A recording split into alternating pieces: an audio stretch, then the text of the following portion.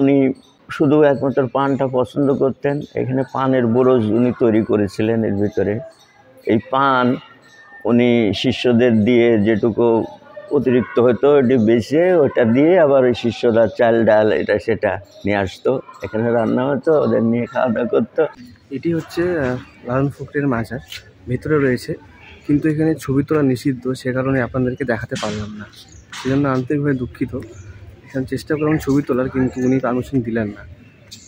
বাইরে থেকে তোলা যায় কিন্তু ভিতরে তোলাটা নিষেধ, সে কারণে আপনাদেরকে দেখাতে পারলাম না। লালন ফকিরের এই মাজারটি অবস্থিত কুষ্টিয়া জেলার অন্তর্গত কুমারখালী উপজেলায়, এবং এদিকে হচ্ছে ওনার যে গান উনি লিখেছিলেন সেই গান চর্চা করা হয়, শোনানো হয়, এবং ওনার মাজারটি রয়েছে এইদিকে, আর মিউজিয়াম যেটা আছে সেটা হচ্ছে এখানে।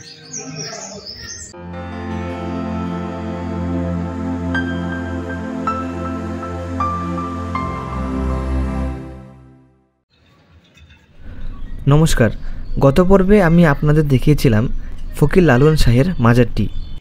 ডিসক্রিপশন বক্সে এবং উপরে আই বাটনে সেই ভিডিও লিঙ্কটা দেওয়া রইল। আপনারা যারা সেই ভিডিওটি দেখেননি তারা সেই ভিডিওটি দেখে নিতে পারেন। আজ আপনাদের দেখাবো লালন শাহ মিউজিয়ামটি। আমার সামনে রয়েছে একাডেমিক ভবন, এবং এই একাডেমিক ভবনের নিচে রয়েছে লালন শাহ মিউজিয়াম। চলুন তাহলে এবারে ভেতরে প্রবেশ করি।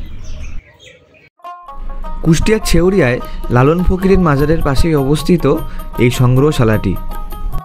সংগ্রহশালাটির প্রবেশ মূল্য মাত্র 10 টাকা। এই সংগ্রহশালাতে লালন ফকিরের বেশ কিছু কাল্পনিক চিত্র এবং তার অনুগামী দ্বারা চিত্রিত বেশ কয়েকটি ছবি আপনারা দেখতে পাবেন। মাজারে আগত দর্শনার্থীদের মধ্যে অধিকাংশরাই কিন্তু এই সংগ্রহশালাটিও দেখে যান। ছবির পাশাপাশি এই সংগ্রহশালাতে লালন ফকিরের ব্যবহৃত বেশ কিছু সামগ্রীও স্থান পেয়েছে।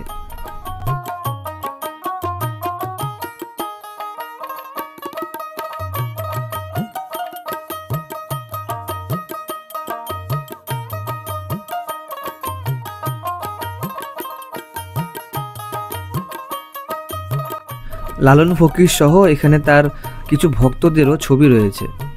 কয়েকটি ছবি হাতে আঁকা।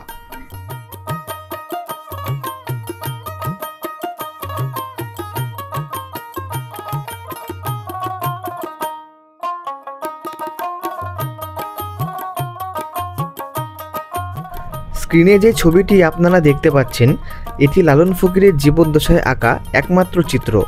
চিত্রটি এঁকেছিলেন জ্যোতিরিন্দ্রনাথ ঠাকুর।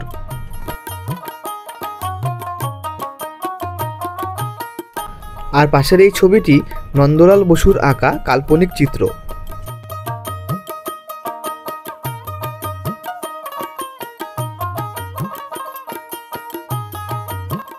এই একতারাগুলি লালন ফকির নিজে ব্যবহার করতেন।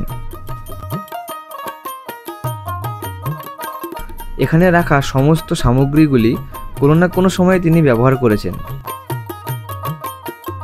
রয়েছে তার ঘরের চাবিও। এই জিনিসপত্রগুলি দেখলেই অনুমান করা যায় যে কতটা সাদামাটা জীবন তিনি অতিবাহিত করেছেন। এগুলি তার ব্যবহৃত পাদুকা বা খড়ম। 2007 সালে সরকারি অর্থায়নে এই সংগ্রহশালাটি প্রতিষ্ঠিত হয়েছিল এবং 2019 সালে এটির আধুনিকীকরণ করা হয়।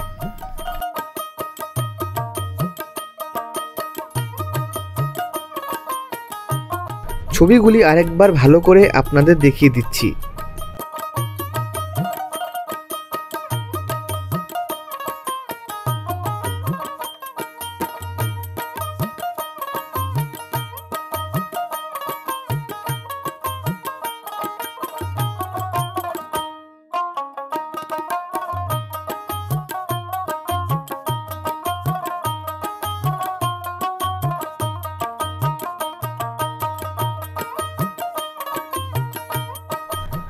এটি লালন ফকিরেরই একটি কাঠের মূর্তি।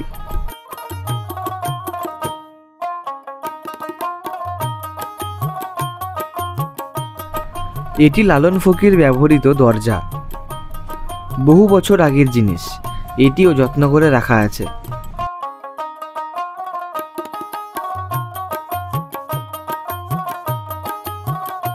এটি ওনার ব্যবহৃত জল চৌকি। দেখানোর মতো এটুকুই ছিল। আশা রাখবো আপনাদের ভিডিওটি ভালো লেগেছে। পরবর্তী পর্বে এখানকার শিল্পীদের দ্বারা পরিবেশিত গান আপনাদের শোনাবো।